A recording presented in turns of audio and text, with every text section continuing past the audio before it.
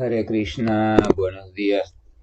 Namah Vishnupadaya Krishna Prestaya Bhutale Srimate Bhaktivedanta Swaminiti Namine Namaste Saraswate Deve Gauravani Pracharine Nirvisesa Sunyavadi Pashatya Deshatarine Jaya Sri Krishna Chaitanya Prabhu Nityananda Sri Advaita Kadavdara Srivasadi Gaura Bhaktavrinda Hare Krishna, Krishna Krishna, Hare Hare, Hare Rama, Rama Rama, Hare Hare.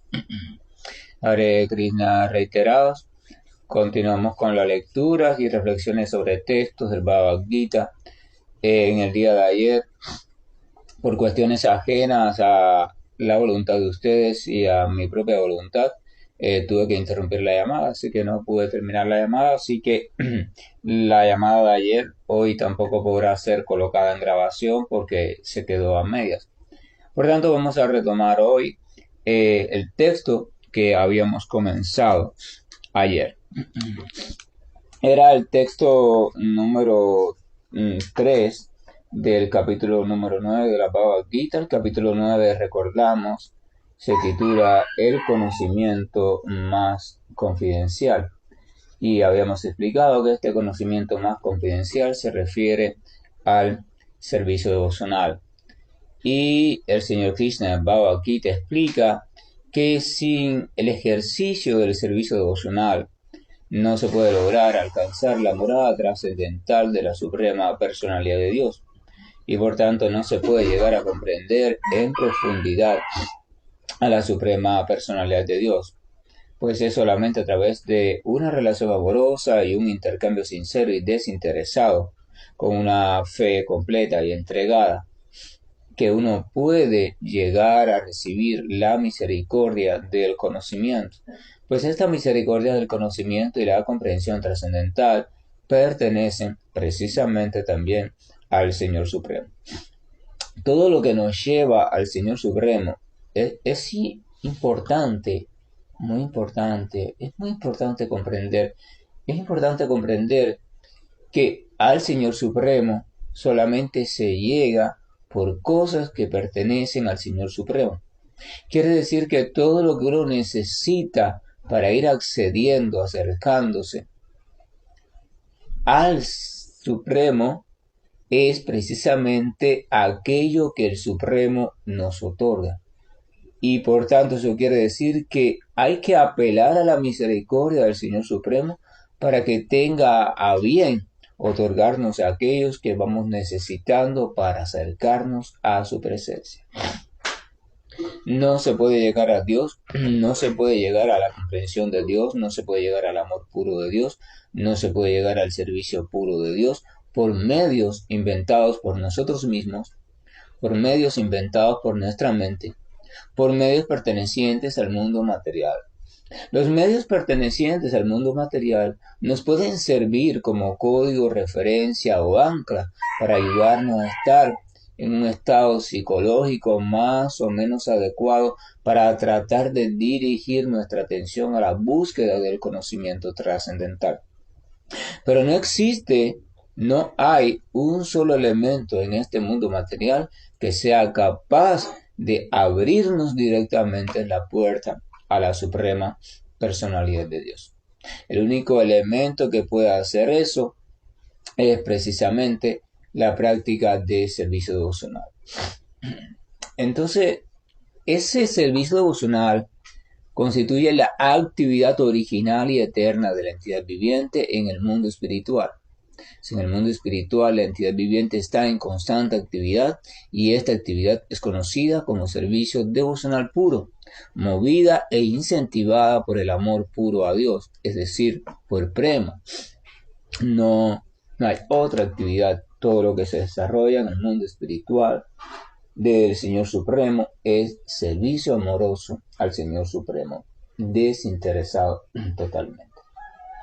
Entonces este verso 3 que ayer leíamos dice lo siguiente: aquellos que no son fieles en este servicio devocional no pueden alcanzarme, o sea, eso dice Krishna, oh conquistador de los enemigos. Por lo tanto, ellos regresan al sendero del nacimiento y la muerte de este mundo material. Evidentemente, cuando llega el momento de la muerte o el momento de tránsito de una forma de vida a otra, o de un plano de existencia a otra, tenemos dos opciones nada más. O tenemos la opción de la liberación trascendental, o sea, hacia el mundo espiritual de manera perfecta, dichosa y eterna, o tenemos simplemente la opción de tomar otro cuerpo en un plano de conciencia determinado dentro del plano general conocido como conciencia material. Tenemos esas dos opciones. Habíamos visto que el señor Krishna le había comentado a Arjuna sobre, por ejemplo, que los yogis místicos, por procesos mecánicos, fisiológicos y mentales, y por observación profunda desde la meditación y atención sostenida, se habían percatado que habían determinados momentos en el año, determinados momentos específicos, donde ciertas cosas se organizaban y hacían que fueran momentos favorables para entonces uno hacer el tránsito de vida, para que la próxima vida fuera una vida más favorable en planetas y estados de conciencia superiores. Mientras que habían otros momentos que eran desfavorables y que las condiciones creadas en ese momento lo que hacían era, por lo general, atrapar al alma que todavía estaba ignorante y llevarlo a un estado de conciencia inferior. Quiere decir que hay un momento desde el punto de vista material más propicio para cada cosa. Hay un momento que es propicio para evolucionar, hay un momento que es propicio para usted degradarse. Entonces los yogis místicos, ¿qué hacían? Trataban de llegar a controlar perfectamente toda la maquinaria de su cuerpo físico, incluyendo la mente, para ser completamente conocedores perfectos de ese funcionamiento y poder, por voluntad propia, abandonar esa maquinaria. O sea, cuando ellos consideraran que era el momento propicio, según todos los elementos materiales estuvieran correctamente organizados, ellos voluntariamente abandonar el cuerpo, o sea, entrar en samadhi y desde ese estado entonces pacífico y virtuoso, abandonar el cuerpo para poder acceder así entonces a un estado de conciencia superior. Ahora, sin embargo, Krishna le decía al final de ese capítulo que el devoto no se confunde por esas dos tendencias. El devoto no anda buscando cuál es el momento propicio o el no propicio para abandonar el cuerpo, ni desea aprender voluntariamente a hacer eso. Porque el devoto tiene otro método. El método del devoto es que él sabe que si él logra sostener su atención, sus recuerdos, su pensamiento, su amor, etcétera, etcétera, etcétera, centrado a los pies del loto del Supremo Señor, quien es el Supremo por encima de todas las cosas, entonces sin duda alguna, Señor promete en todas las escrituras que ese devoto que está enfrascado constantemente en su servicio devocional va inmediatamente hacia su morada suprema, o sea, hacia la suprema morada del Supremo Señor. Entonces el devoto no anda detrás de esas cosas de cómo puedo hacer esto, cómo puedo hacer aquello, no, él simplemente se enfrasca en preguntarse cómo puedo dedicarme, cómo puedo entrenarme en la práctica del servicio amoroso, al Señor Supremo, porque él sabe que ese es el camino recto, de hecho el único camino que nos conduce confiada y directamente a Dios. Ahora, ¿qué pasa? La práctica del servicio devocional tiene un requisito indispensable, que es tanto su inicio como su perfección durante todo el transcurso del mismo. Y este requisito es la fe. La práctica del servicio devocional inicia mediante la fe. O sea, si no está la fe, si no existe la fe, entonces no hay posibilidad de práctica de servicio devocional real y no hay posibilidad de avance en la práctica del servicio devocional y por tanto no hay posibilidad de obtener el fruto perfecto del servicio devocional, que es amor puro por Dios. Pero vamos a encontrar, ayer compartíamos que la palabra fe es una palabra tan amplia, tan entendida de maneras diferentes por diferentes personas. Y entonces la fe en un principio suele ser muy abstracta, igual que la palabra Dios. O sea, cuando usted sale a la calle, usted pregunta o usted escucha y va a escuchar que muchas personas dicen, yo soy una persona de fe, yo tengo fe en Dios, ¿verdad? Pero usted se sienta con esa persona y le dice, bueno, a ver,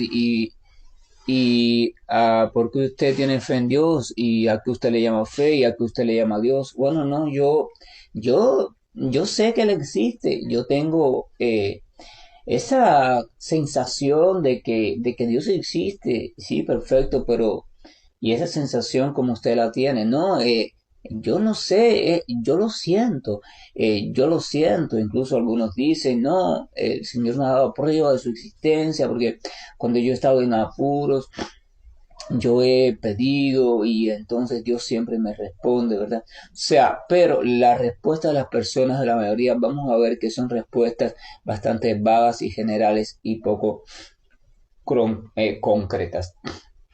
O sea, esto quiere decir que la mayoría de las personas se permanecen en un estadio de fe bastante primitivo, general, abstracto y nada claro. O sea, y en ese estadio de fe, entonces tanto el Señor Supremo como la concepción de fe son como una niebla. O sea, donde no hay ninguna distinción así bien certera o clarificada. Todo o la mayoría de las cosas se resumen a una sensación o a quizás la experiencia de algunas cosas que las personas llaman prueba, que recibieron como respuesta del Señor Supremo. Vamos a ver que en todas las literaturas sagradas de diferentes culturas se habla de una palabra, de un adjetivo. Un adjetivo. Muchas veces podemos encontrar el adjetivo cierta. O sea, se habla de fe cierta. ¿Por qué es esto de esta fe cierta? ¿Por qué no menciona simplemente la palabra fe y ya? Y es que evidentemente si habla de fe cierta es porque hay una fe que no es cierta. Hay un tipo de fe que es una fe simplemente de nuestra mente. Hay un tipo de fe que es una fe situada en algo que realmente no existe, no comprendemos y ni siquiera tenemos la certeza de que exista. Y hay un tipo de fe que tú llamas fe porque simplemente estás recurriendo a un supuesto algo con la mentalidad puesta en algo que quieres obtener de ese algo. Pero si ese algo no se obtiene, automáticamente tu supuesta fe deja de estar. O sea, esa fe nunca es cierta. Ahora, ¿qué pasa? El señor Krishna comienza este verso diciendo, aquellos que no son fieles en este servicio devocional no pueden alcanzarme. O sea, aquellos que no tienen fe, aquellos que no desarrollan una fe cierta, una fe sólida, progresiva y estable, en este servicio devocional no pueden alcanzarla. Si uno revisa con cuidado la literatura sagrada y lo hace así, con tiempo, con detenimiento y un pensamiento imparcial, uno va a darse cuenta que el servicio devocional o el amoroso servicio a Dios está lleno de glorificación en todas las literaturas sagradas. Las literaturas sagradas hablan de los ilimitados beneficios de uno entregar su vida a servir al Señor Supremo en las diferentes maneras y desde los diferentes estados o áreas de vida, ya sea como estudiante, como gente de familia, como retirado, como sannyasi, como monje, como lo que sea, en cualquier estado de vida, es sumamente beneficioso encaminarse en el sendero del servicio devocional. Se explica que el sendero del servicio devocional es capaz de quemar por completo todas las reacciones kármicas de manera progresiva, en proporción a tu entrega, fe y a tu estado de purificación paulatina. Se dice que el servicio devocional es capaz de concederte o preparar tu corazón para que el Señor desde Él te conceda la misericordia de comprender la esencia de todo.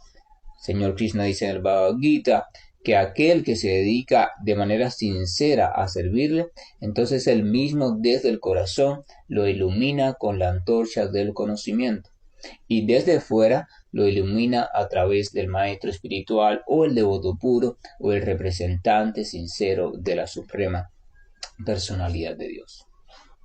También se explica en toda la literatura sagrada que el servicio devocional no pertenece al mundo material y por tanto es el único que puede otorgarnos frutos que no son materiales. A veces las personas llaman frutos espirituales a acontecimientos que suceden en su vida o determinadas cosas que transcurren en su existencia que no son objetivas, pero son subjetivas, o sea, son del orden de lo mental y la gente le llama a eso un resultado espiritual. Pero realmente un resultado espiritual significa que está sucediendo algo a nivel de tu cuerpo espiritual, de tu conciencia espiritual. Y nada puede suceder a nivel de tu cuerpo espiritual y de tu conciencia espiritual si no es con la participación o estimulación de parte del Señor Supremo. Pero cuando esos cambios van sucediendo, tiene que ir sucediendo obligatoriamente un cambio visible y rotundo en tu estilo de vida. Uno no puede decir que está avanzando espiritualmente y al mismo tiempo sus tendencias internas seguir siendo las mismas. Eso es contradictorio, absurdo y por tanto no es fidedigno. Avance espiritual significa que tus apegos, tus atracciones, tu manera de pensar, tus conceptos, todo en ti está sufriendo un vuelco progresivo. O sea, tu centro se está moviendo y cuando tu centro se está moviendo, todo lo referente a tu vida comienza a moverse en dirección a ese centro, o sea, se redirecciona. Espiritualidad significa redirección, redireccionamiento de la vida. Nuestra vida se redirecciona, lo querramos o no lo querramos, porque nuestro centro se movió. Nuestras energías, tenemos que comprender algo. Por ejemplo, cuando el Señor apodera a alguien, en este caso, por ejemplo, según la cultura india, a Brahma y otras culturas le dan otro nombre al creador, apodera a alguien para crear el mundo material. Entonces ese creador, después de adquirir el conocimiento necesario para hacerlo, ese creador tiene ciertos deseos. Esos deseos se convierten en su centro de atención. Ciertos deseos con respecto a dónde le gustaría vivir, cómo le gustaría que fuera el mundo, cómo le gustaría que fueran las criaturas. Y entonces su atención se centra ahí, o sea, eso se convierte en su centro único y total. Cuando eso sucede, entonces las energías de ese creador, incluyendo a la energía material total, Prakriti, empiezan a trabajar, o sea, se activan por el deseo de esa personalidad específica. La energía potencialmente siempre es activa, pero no siempre es manifiesta. Eso es importante comprender. La energía se manifiesta solamente por la atención, la actividad de la personalidad dueña de esas energías. Por ejemplo, si uno lee la literatura védica y busca el aspecto de la creación, se dice, por ejemplo, que el Mahavishnu o el Señor Supremo, en la forma de Mahavishnu, estaba recostado descansando. El Señor Supremo siempre está descansando y al mismo tiempo siempre está haciéndolo todo. Eso es inconcebible para la mente material lógica. Pero ¿cómo va a estar descansando y haciéndolo todo? Bueno, él está descansando allí y entonces se dice muy poéticamente que él lanzó una mirada, él lanzó su mirada a Lakshmi, a la diosa de la fortuna, de quien se deriva Prakriti después. Y cuando él lanza la mirada, entonces se dice que automáticamente esa potencia espiritual de amor por Dios comienza a poner en función toda una serie de mecanismos y maquinaria, o sea, comienza a mover, comienza a fermentar, a actuar un movimiento en lo que es lo no manifiesto. O sea, la energía material no manifiesta, está allí, pero no tiene manifestación.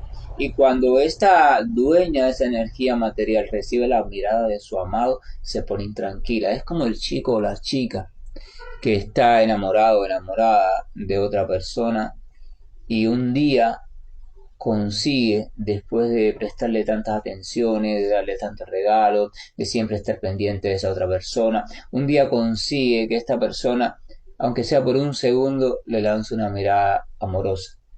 Cuando eso sucede, entonces el chico o la chica, hablo de chico o chica, puede ser adulto, pero suena bonito, chico o chica. Cuando eso sucede, entonces el corazón de esos chicos o chicas empieza a querer salirse del pecho, ¿verdad? Los románticos le llaman Cupido la flechada, o sea, un flechazo de Cupido. Y entonces esa persona se desorganiza. O sea, se mueven todos sus parámetros fisiológicos, corporales, mentales, se aturde, no sabe qué hacer, se pone medio tonto, media tonta, nervioso, nerviosa, se enrojece, no le salen las palabras. Es un cuadro de lo más hermoso, es una imagen hermosa. Y entonces eso mismo sucede con Prakriti. Cuando el Señor Supremo le lanza su irresistible mirada, Prakriti se pone toda nerviosa porque al fin su amado le ha dedicado un momento, una mirada amorosa con sus ojos de luto. Y entonces en ese movimiento Prakriti se empieza a, entre comillas, a perturbar, y esa perturbación es el inicio de todo el proceso creativo. Ahora, se dice también, muy poéticamente, que cuando ese Mahavishnu, que es una representación del Señor original, mira a Prakriti, se dice que él con su mirada fecunda a Prakriti con incontables números de entidades vivientes. O sea, él mira a Prakriti y entonces es él quien fecunda, quien coloca, quien hace que en el seno de Prakriti, en el interior de la energía material aún no manifiesta, ya sean colocadas, sembradas, activadas, un número incontable de almas o entidades vivientes, que por una razón u otra han salido de su estado de conciencia original y entonces tienen ciertos deseos de disfrute personal.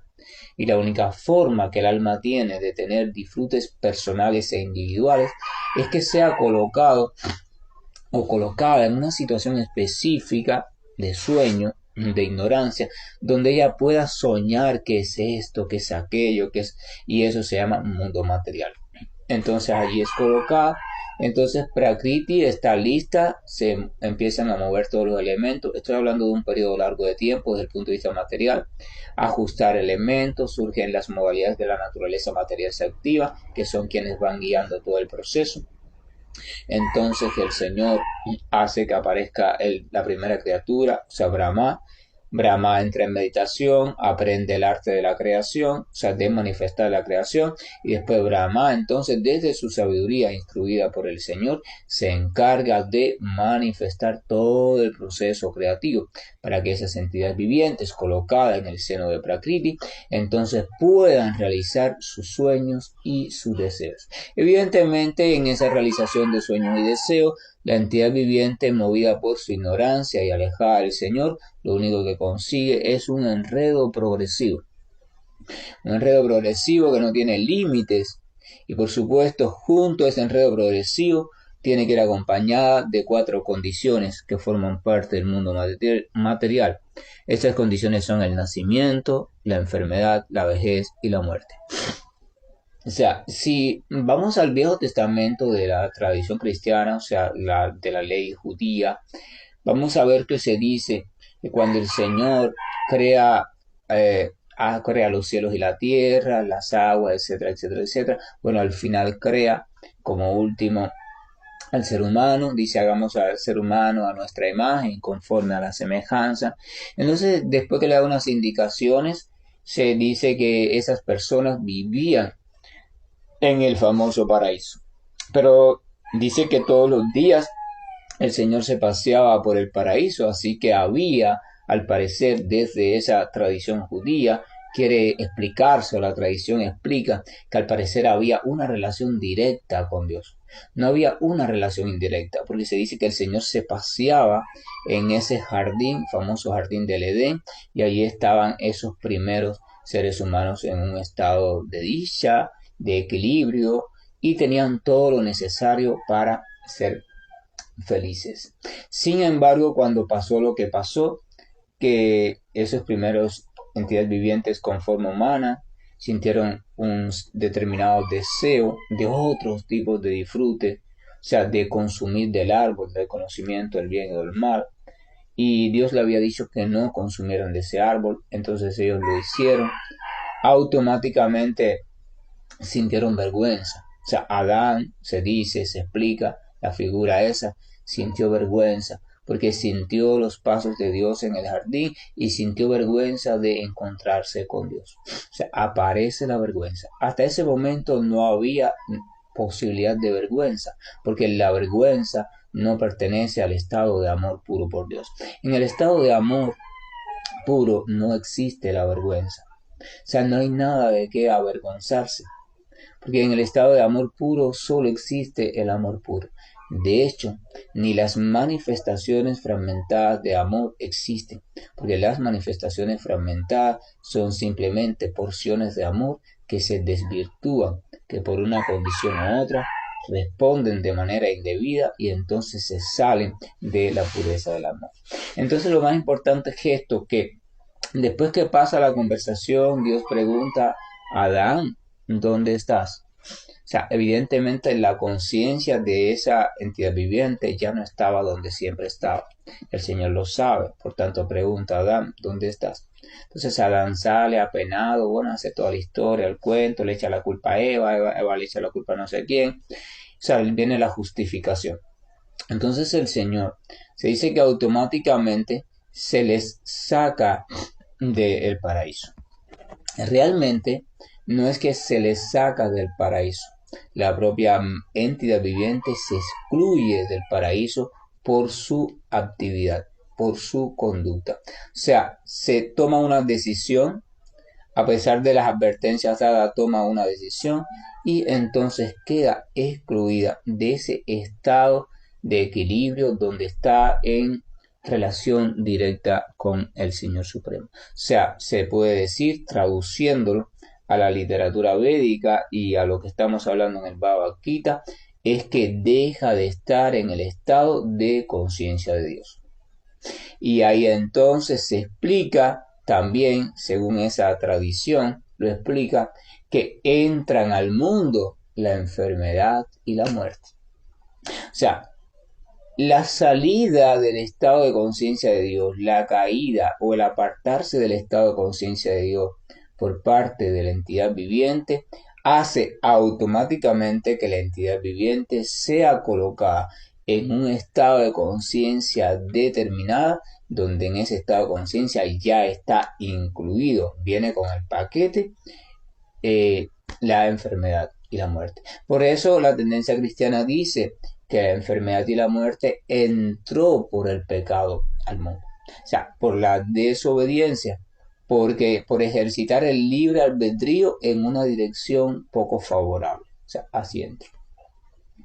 Entonces, el punto es el siguiente. O sea, la entidad viviente supuestamente está enredada en el mundo, enredada, porque la entidad viviente quiere lograr algo. La entidad viviente, primero de todo, quiere ser feliz porque por eso está en el mundo, corriendo detrás de algún tipo de deseo o de realización. Lo que pasa es que cuando cae en el mundo se empieza a enredar con diferentes identidades, diferentes cosas, diferentes condiciones cambiantes, y ella no está adaptada a las condiciones cambiantes, no está adaptada tampoco a enfermarse, morir o envejecer, entonces está tratando de solucionar todo eso. La entidad viviente entonces tiene una eterna lucha por la sobrevivencia.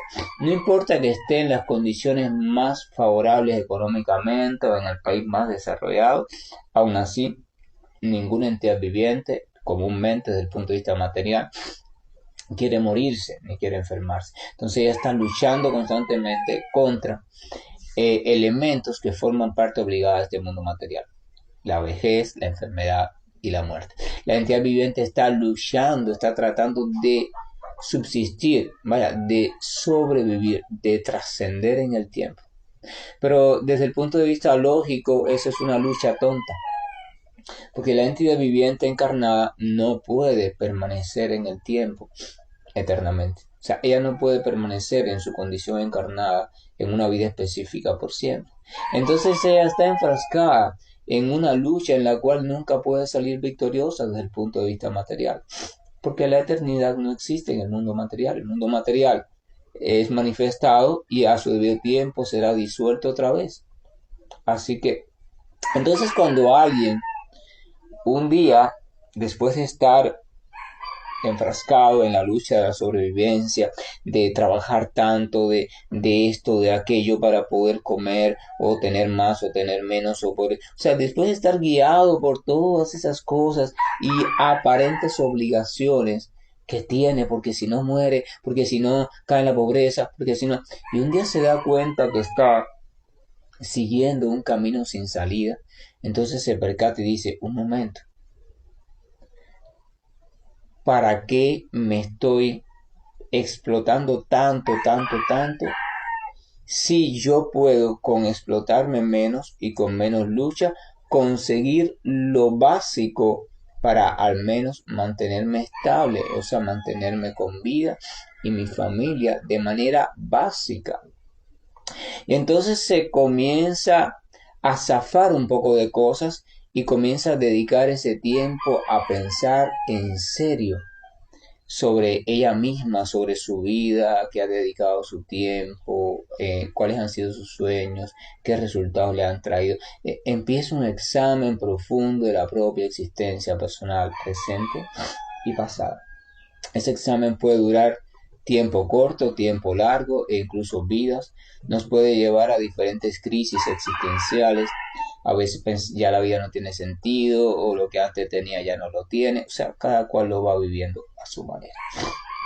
Pero si también tiene suerte y tiene un deseo profundo en su corazón de encontrar respuestas, entonces va encontrando ciertas respuestas que lo llevan a ir valorando la posibilidad de que él no es este cuerpo material y de que él no tiene nada que ver con el mundo material. O sea, empieza a tener unos flashazos de comprensión sobre su estado natural de trascendencia. Entonces, a partir de ahí se profundiza más o dedica más en la comprensión, en la búsqueda de ese estado de trascendencia. Y va buscando y buscando. Igual se puede pasar poco tiempo, muchas vidas. Depende de sus reacciones kármicas y depende también de la voluntad del Señor. Pero si, vuelvo al mismo punto, su deseo es realmente sincero y determinado, si él está realmente determinado a comprender, determinado a zafarse de todo lo que estaba amarrado durante tantas vidas, entonces van sucediendo ciertos elementos y a su debido tiempo aparece en su vida, si ya es el momento, la presencia momentánea o por un tiempo mayor de un representante genuino de la suprema personalidad de Dios. Cuando aparece en la vida de esa persona la presencia de un devoto puro del Señor, entonces sucede algo que no puede suceder de ninguna otra manera. En el corazón de esa persona cae la semilla del amor de Dios. Nadie tiene esa semilla.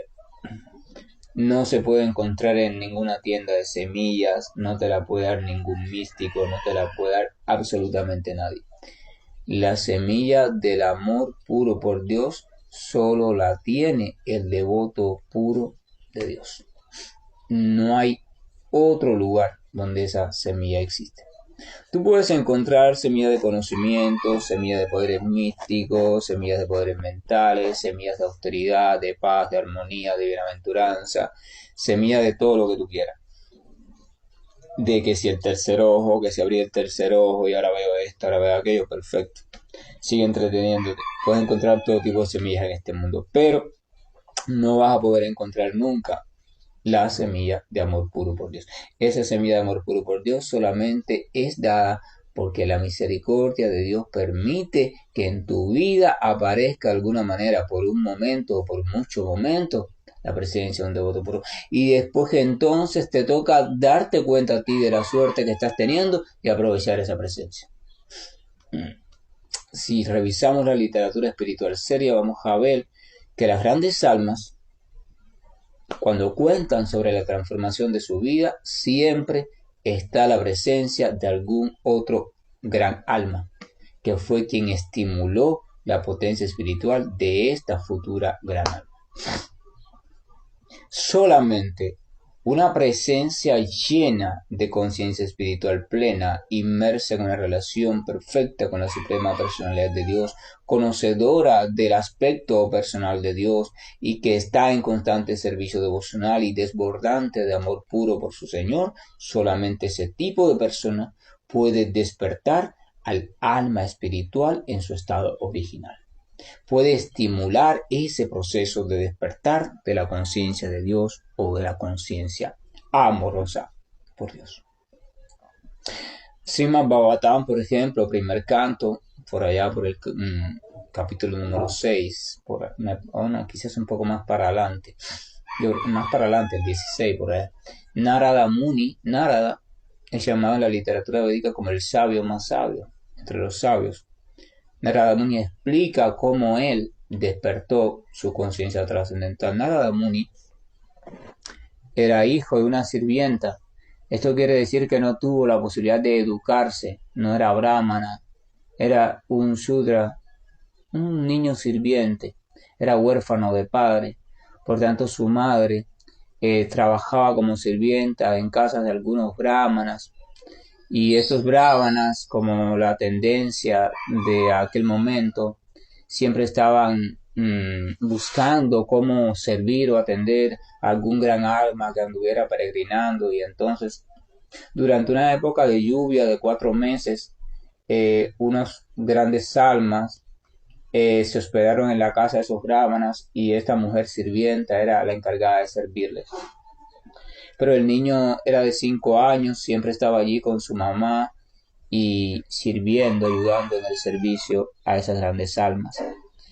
Este niño, por supuesto, no sabía nada de sánscrito, de literatura védica, ni siquiera sabía nada sobre los aspectos personales de Dios, pero tenía la dicha de que su mamá era sirvienta o estaba sirviendo a grandes almas. Muchas veces la mamá estaba en diferentes ocupaciones y lo enviaba a él a que por favor le llevara el alimento a estos grandes almas, y el niño Narada le llevaba las fuentecitas, los platicos, los cuencos con alimento, y entonces estas grandes almas ofrecían los alimentos, hacían sus cantos llenos de devoción y agradecimiento. Lo consumían, pero a veces no lo consumían todo, y entonces cuando dejaban algo, este niño que estaba allí esperando a que ellos terminaran para llevarse las vasijas, les pedía permiso, porque se sentía tan inspirada por el amor que esas grandes almas irradiaban, que él les pedía permiso para comer de las sobras que ellos habían dejado. Y entonces ellos a veces les concedían el permiso y él comía de eso. Entonces, prasada, o sea, misericordia del Señor. La literatura védica explica que comer, tocar, estar cerca, hacer algo directamente relacionado con un gran alma es una de las modos más poderosos de avanzar espiritualmente. Entonces, este niño, aún sin saberlo, estaba comiendo de lo que habían dejado esas grandes almas. Esa comida no era simple comida. Esa comida había sido tocada, había sido glorificada, había sido agradecida por grandes devotos puros del Señor. Así que esa comida estaba llena de potencia espiritual, de amor por Dios. Este niño iba comiendo eso cada día, y cada día cuando tenía un chance escuchaba a estas grandes almas hablar sobre las glorias de Dios. Eso es un detalle importante. Las grandes almas nunca hablan de nada diferente al Señor Supremo. Todo lo que hablan está relacionado con el Señor Supremo. Ojo, esto no significa que siempre están mencionando la palabra Dios o que siempre están hablando de un tipo de religión o de otra, sino que simplemente en cada palabra, cada tema que ellos hablen, sea del tema que sea, siempre lo hablan relacionado al amor por Dios. O sea, ellos utilizan el tema y al final caen en un aspecto específico que hace que glorifiquen a Dios. Entonces el niño iba comiendo estas obras, iba estando en compañía de aquellas grandes almas y iba escuchando sus glorificaciones y narraciones sobre la suprema personalidad de Dios.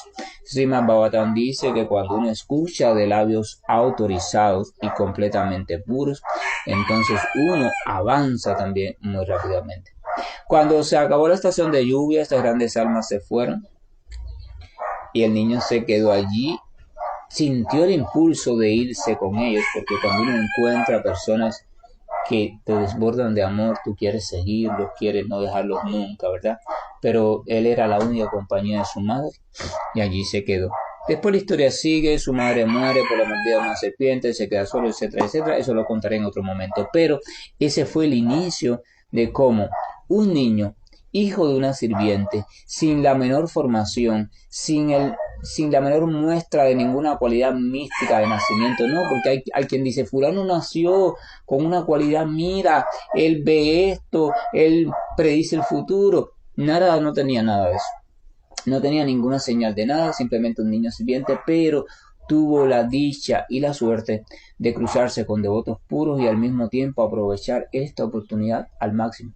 Y eso fue lo que le garantizó el inicio indestructible de su avance espiritual, a tal punto que después, a su debido tiempo, cuando le tocó abandonar ese cuerpo específico, ya automáticamente adquirió un nuevo cuerpo eterno, dado por el propio Señor. Es una historia muy bonita que, como dije, la contaré en otro momento. Ahora, ese servicio devocional necesita de la fe, y esa fe se vuelve sólida también únicamente en compañía de devotos del Señor. Usted no puede hacer sólida su fe reuniéndose con cualquier persona, escuchando a cualquier persona o leyendo cualquier cosa solo.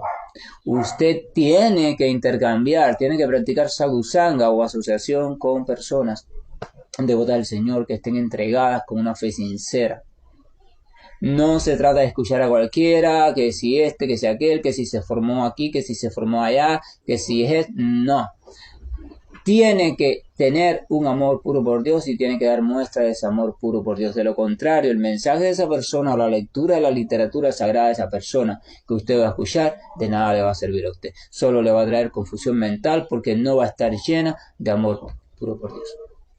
Entonces la fe se inicia así. La fe se inicia escuchando hablar del Señor Supremo, de labios de personas amorosas, de labios de personas que estén correctamente establecidas, y después asociándose regularmente con esas mismas personas, en la cercanía o en la lejanía, pero regularmente. Y así se inicia la fe que posteriormente debe madurar si seguimos las indicaciones adecuadas.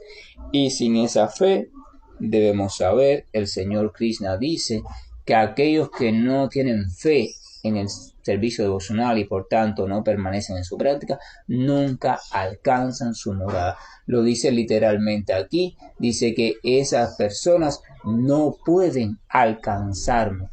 No pueden alcanzarlo nunca. Entonces, quiera o no quiera, aunque sean los místicos más grandes de entre los místicos, tienen que volver a tomar después de la muerte otro cuerpo material, ya sea en este planeta o en un plano más elevado, pero dentro del plano material. Que la misericordia de Dios nos acompañe, porque tenemos que orar mucho por su misericordia. Tenemos que tener un deseo sincero en nuestro corazón, porque es solamente por esa misericordia que podemos tener la suerte de cruzarnos en nuestra vida con personas o personas que tengan una devoción sincera por nuestro Señor Supremo y que tengan una fe quizás más adelantada y estable y perfecta que la que podamos tener nosotros. Oremos por esa suerte, oremos por esa dicha y aprovechemos, si sucede en algún momento de nuestra vida, aprovechemos al máximo la oportunidad. Que sea un día hermoso para todos, llenos de paz y amor. Hare Krishna, y estoy finalizando la llamada. Hare Krishna, Krishna Krishna, Hare Hare, Hare Rama, Rama Rama, Hare Hare, Hare Krishna.